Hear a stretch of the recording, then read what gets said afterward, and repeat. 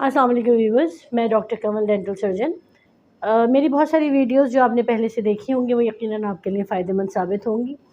आज जो जिस बात के ऊपर मैं आपको बताना चाहती हूँ या जो एक बहुत ही एक कॉमन सा मसला है जो पेशेंट हमारे पास आते हैं और वो हमसे डिस्कस करते हैं और हमें कहते हैं कि ये काम इस तरह से हमने करना है या इस तरह होना चाहिए। वो ये होता है कि दाँतों का कलर जो है ना वो एक मेन उनका जो है ना वो अ, उनकी कंसर्न होती है कि उनके दाँतों का जो कलर होता है उसके बारे में वो बहुत कंसर्न होते हैं। यानी कुछ लोग पेशेंट हमारे पास आते हैं वो हमें ये कहते हैं कि हमारे दाँत बहुत पीले हैं, जब हम स्माइल करते हैं तो अच्छे नहीं लगते। जैसे कि आपने मेरी पहले से वीडियो देखी होगी जो एस्थेटिक उसके ऊपर है, उसके ऊपर मैंने आपको पहले बताया है कि हमारे दाँतों का जो रोल है जो हमारी बॉडी में है वो चबाने के अलावा एक दिखाना भी है। यानी जब हम स्माइल करते हैं या बोलते हैं तो हमारे दाँत उसमें एक मेन रोल अदा करते हैं।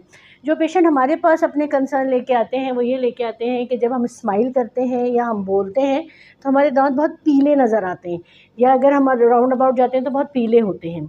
अब उसमें जब पेशेंट वो हमारे पास आते हैं तो हम उसमें 2-3 चीज़ें होते हैं जो हम उन्हें बताते हैं, जिसके अंदर पेशेंट बाज़ दफ़ा कन्फ्यूज़ हो जाते हैं। यानी एक चीज़ जिसके हम जब पेशेंट हमारे पास आते हैं तो हम उनको कहते हैं कि ब्लीडिंग गम्स है या उनका कोई डिज़ीज़्ड यानी उनके गम्स जो हो जाते हैं, उसके अंदर उनको ब्लीडिंग होती है या उनके पीले-पीले परत जमा हुआ होती है, जिसको वो कहते हैं कि उनके दाँत शायद पीले हो गए हैं या हो जाते हैं। वो परत बेसिकली टार्टर प्लाग होता है।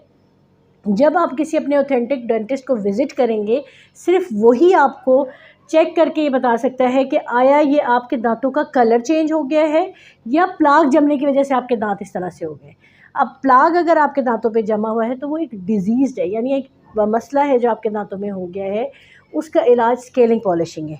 अच्छा, अब उसमें बाज़ दफ़ा ऐसा भी होता है कि परत इतनी ज़्यादा पूरे दाँतों को कवर किया हुआ होता है कि जब हम स्केलिंग पॉलिशिंग करके जाते हैं भेजते हैं पेशेंट को तो पेशेंट बहुत खुश हो जाते हैं और पेशेंट का डिज़ायर्ड जो कलर वो रिक्वायर्ड होता है उनको वो हो जाता है।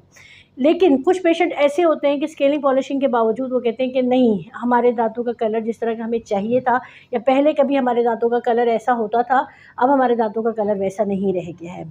ऐसी सूरत में हम उनको एक और प्रोसीजर हमारे यहाँ कहलाता है जिसको हम कहते हैं टीथ व्हाइटनिंग का प्रोसीजर होता है। अब टीथ व्हाइटनिंग का प्रोसीजर जो है वो स्केलिंग पॉलिशिंग से बिल्कुल हट कर है। स्केलिंग पॉलिशिंग एक नॉर्मल मैंने आपको बताया कि ऐसा अमल है जिसमें हम उसके दाँतों की जिस चीज़ से जो बैक्टीरिया की एक परत उनके दाँतों पे लगी होती है उसको हम रिमूव कर देते हैं और उसके दाँत उनसे हेल्दी हो जाते हैं। तो दाँत उनके कलर जो बाद में वो उसके अलावा स्केलिंग पॉलिशिंग के अलावा भी वो हमें कहते हैं कि नहीं, हमारे दाँतों का कलर जो है वो इससे ज़्यादा वाइट होना चाहिए, तो फिर हम लोग टीथ व्हाइटनिंग का कलर के ऊपर जो है ना वो जाते हैं। अब टीथ व्हाइटनिंग का जो प्रोसीजर है वो भी 2-3 किस्म का होता है। एक तो ये होता है कि वो होम मेड होता है, यानी वो होम बेस्ड होता है।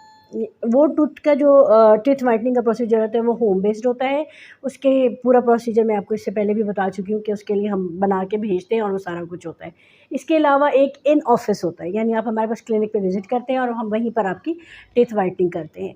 इसके अलावा एक प्रोसीजर होता है कि हम टूथपेस्ट माउथवॉश आपको बताते हैं और हम आपको कहते हैं कि ये आप इस्तेमाल करें, इससे भी आपके दाँत प्रोलॉन्ग वाइट हो जाएँगे। इसके अलावा एक ये 3 चीज़ें हो गई। अब टीथ व्हाइटनिंग एक अपना एक बहुत ज़्यादा एलॉबरेट प्रोसीजर है, वो फिर किसी वीडियो में मैं आपको बताऊँगी। इसके अलावा और भी पेशेंट हमारे पास आते हैं जो कि टीथ व्हाइटनिंग करवाने के यानी उनके दाँत पहले से बेहतर हो जाते हैं। अगर आप कहेंगे कि वो पर्ल व्हाइटनिंग आपके जो है ना वो स्माइल है, अव्वल तो वो बहुत फेक लगती है और अगर ऐसा हम कर भी दें आपको, तो आपको वो अच्छी नहीं लगेगी, आपके फेस के ऊपर वो आपके कलर टोन से मैच नहीं करती है। बहरहाल पेशेंट हमें कहते हैं तो हम वो भी उनको कर देते हैं। इसके अलावा कुछ पेशेंट हमारे पास ऐसे रहते हैं जिनके अंदर दाँतों में फ्लोरोसिस का प्रॉब्लम होता है, यानी कि जो उनकी दाँतों की ऊपरी परत होती है वो बिल्कुल ख़राब हो चुकी होती है, डिस्ट्रॉय हो चुकी होती है और उसके ऊपर टीथ व्हाइटनिंग का या स्केलिंग पॉलिशिंग का कोई असर नहीं होता।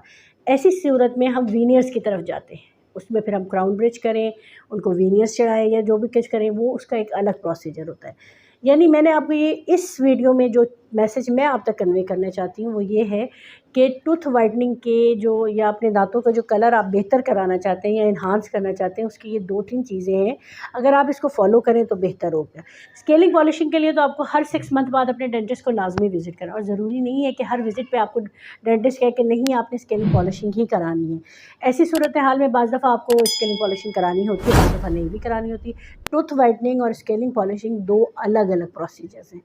आप अपने ऑथेंटिक डेंटिस्ट को विज़िट करेंगे तो वही आपको बेहतर तौर पे गाइड कर सकेगा कि आया आपको इस वक्त टूथ व्हाइटनिंग प्रोसीजर कराने की ज़रूरत है या स्केलिंग पॉलिशिंग करने की।